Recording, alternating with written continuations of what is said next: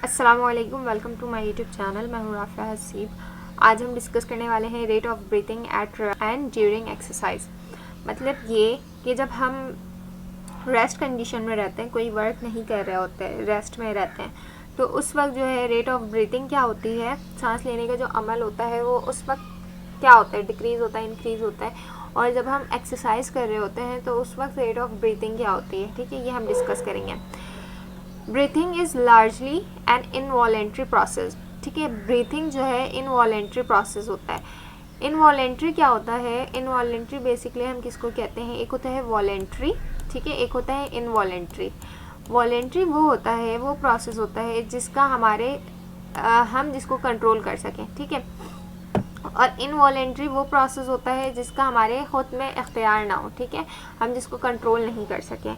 अगर मैं एग्जांपल दूं कि अगर मेरा दिल चाह रहा है फिंगर उठाने का, ठीक है, या हाथ उठाने का या कदम बढ़ाने का, तो मैं ये कर सकती हूँ, ये मेरे इख्तियार में, ठीक है, ये हमारे सारे क्या हैं, वॉलेंट्री हैं। इसके अलावा जो है अगर हम इनवॉलेंट्री की बात करते हैं तो हार्ट के जो बीट्स हैं, ठीक है, वो हमारे कंट्रोल में नहीं है। ऐसा नहीं होता कि हम चाहते हैं कि मेरा जो है दिल धड़कना वो बंद हो जाए फिर धड़कना शुरू हो जाए, ऐसा नहीं होता, ठीक है, वो जो है ऑटोमेटिक है। तो इस तरह के प्रोसेस को हम क्या कहते हैं, इनवॉलेंट्री। तो ब्रीथिंग भी इसी तरह से है कि ये क्या है, इनवॉलेंट्री है, कि ऐसा नहीं होता कि अब मैंने सांस रोक ली है, अब मैं आधे घंटे बाद सांस लूँगी, ऐसा नहीं होता।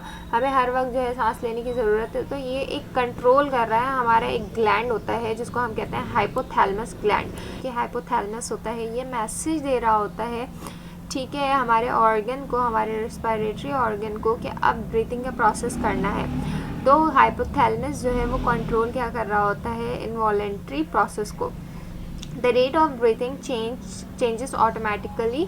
जो हमारे ब्रीथिंग का प्रोसेस होता है ना, वो चेंज हो जाता है अगर हमारे इंटरनल और एक्सटर्नल कंडीशंस जो है अगर वो चेंज हों, उसमें अगर कोई चेंजिंग आती है तो हमारे रेट ऑफ ब्रीथिंग जो है वो भी साथ साथ क्या होंगे, चेंज होंगे according to changes in external और एक्सटर्नल कंडीशन।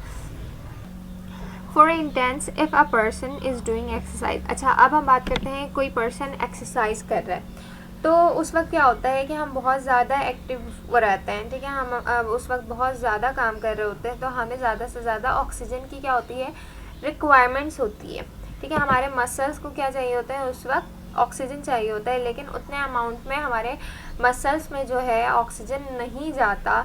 तो क्या होता है कि हमारे जो मसल्स में ग्लूकोज होते हैं ना, वो ब्रेक डाउन होना शुरू हो जाते हैं विदाउट ऑक्सीजन, ठीक है।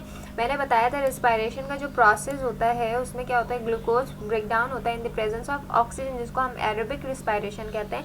लेकिन जब कोई पर्सन एक्सरसाइज कर रहा होता है उस वक्त क्या होता है, या कोई काम कर रहा होता है, बहुत मतलब कि मसरूफियात, कोई वज़न कैरी कर रहा होता है, इस तरह के काम कर रहा होता है कंटिन्यूसली, तो उस वक्त क्या होता है कि ये ग्लूकोज जो है वो ब्रेक डाउन होना शुरू होता है विदाउट ऑक्सीजन। इस तरह के प्रोसेस को हम कहते हैं एन एरोबिक रेस्पिरेशन। अच्छा, जिसके नतीजे में क्या होता है कि कार्बन डाइऑक्साइड भी बहुत ज़्यादा उसकी कंजप्शन होना शुरू हो जाती है। अब ऑक्सीजन की रिक्वायरमेंट्स बहुत ज़्यादा हो गई, तो उसी तरह से हमारी ऑक्सीजन की रिक्वायरमेंट्स कब होती है, जब हमारी बॉडी में कार्बन डाइऑक्साइड जो है बहुत ज़्यादा बनना शुरू होते हैं, मतलब कि हमारी बॉडी से वेस्ट निकले और जो है हम ऑक्सीजन इनहेल करें। तो इस तरह से कंजप्शन कार्बन डाइऑक्साइड की क्या हो गई, हमारी बॉडी में बहुत ज़्यादा हो गई, यानी कि डिपॉजिट होना शुरू हो गया हमारे ब्लड में।